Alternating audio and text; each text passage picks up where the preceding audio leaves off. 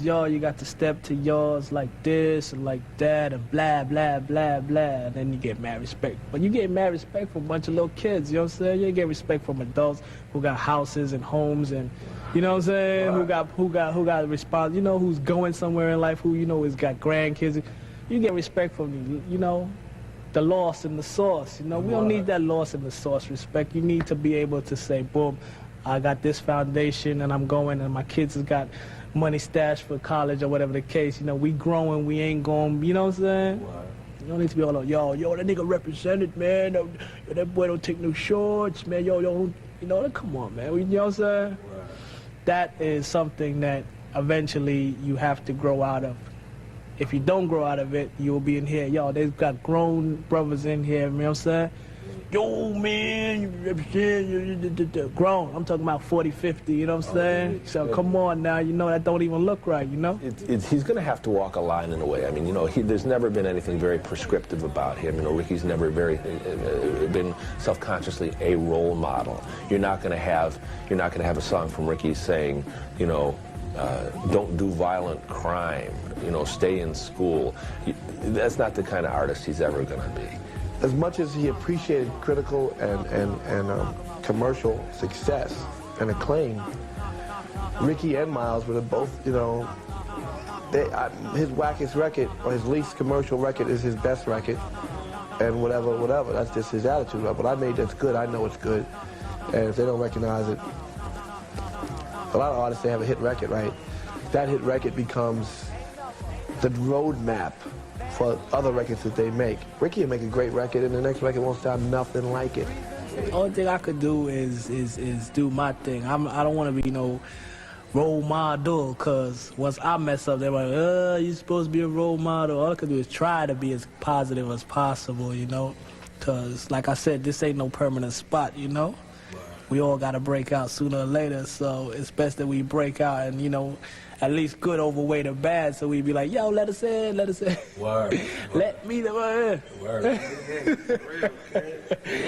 I've been a good boy.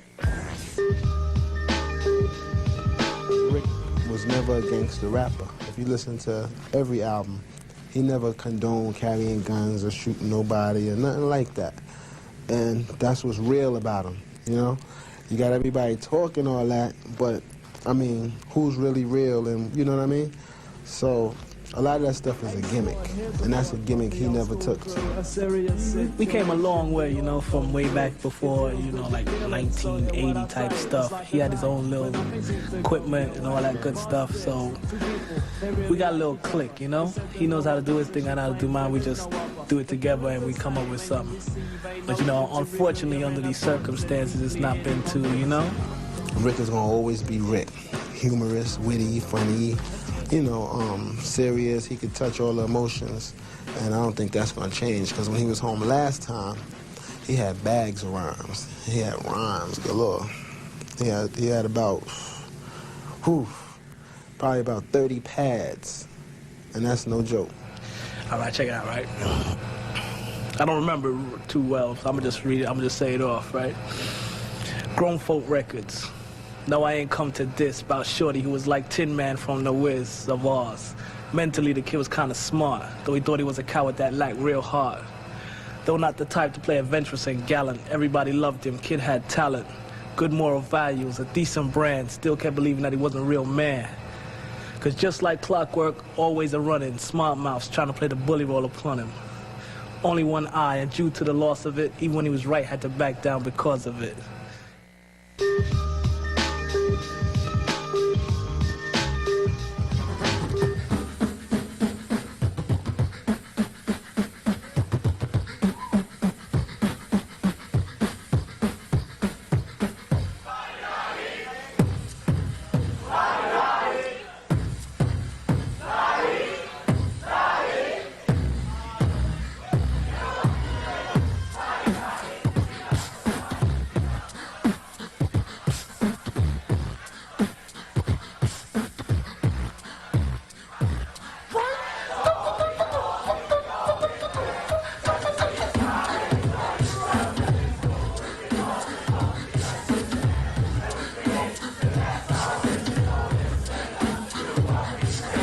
Where I'm at with Rick on the real is that, you know, it's nothing but love. It's real love coming from me because we started together in a lot of ways, you know.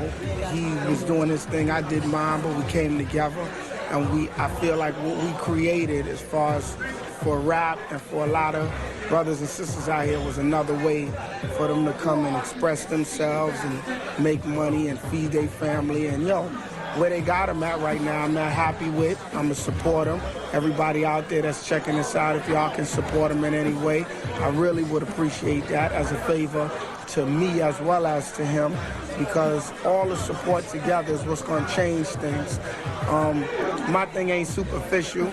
It ain't just based on a record or a rhyme. It's deep-rooted, unconditional love, and that's where I'm at. Polo Cologne.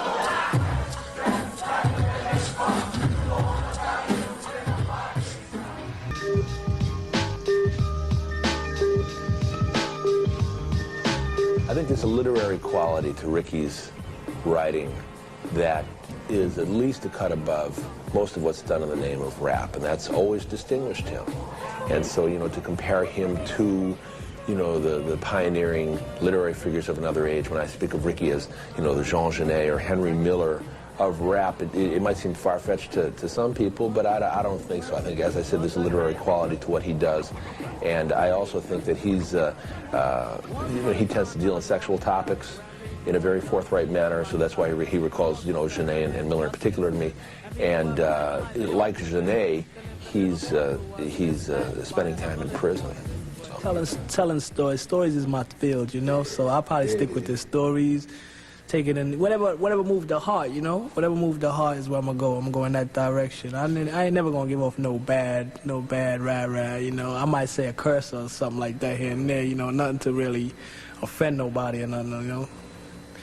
I'm not saying I'm the greatest role model in the world or none of that, you know? I'm just gonna move the soul, you know what I'm saying? Just move the feet, have fun, live life while we down here and all that, and that's that.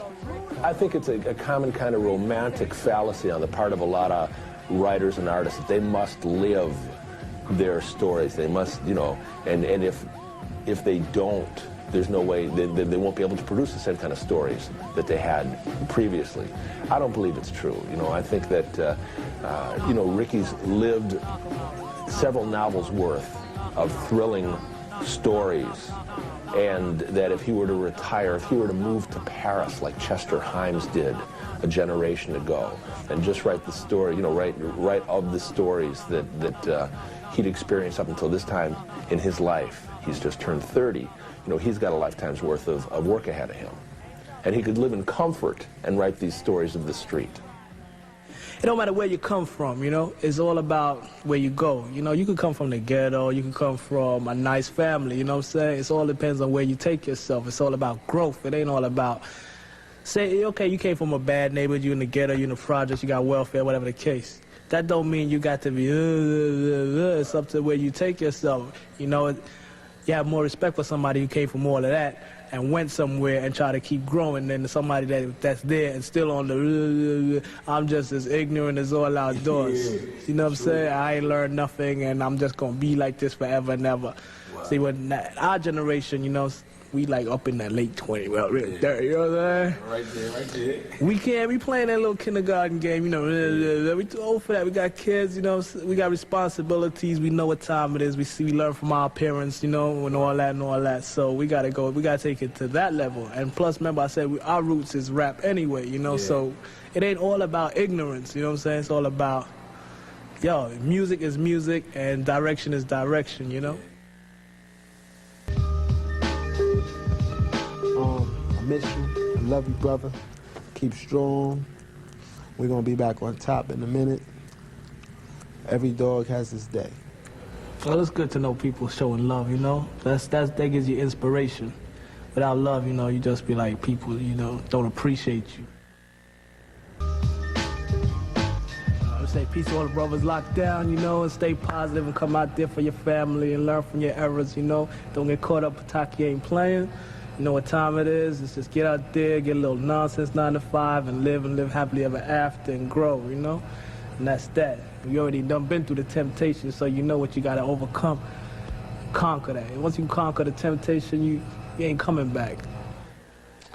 All right, y'all, as we know, all good things must come to an end. I want to say peace and love, and thank you for watching and tuning in. I hope that you all have learned something today. Some lessons have been learned, and it's not just if you're black, if you're young, male, females, if you're white, Chinese, wherever you may be, rich, poor, some lessons can be learned. You know what I'm saying? Rick has shown us a lot today. So I want you on that. I'm not going to say anything extra. I just hope that y'all watch and learn what's going on. Until next time, this is Joe Clear saying peace and love. And let's get this together. I'm out.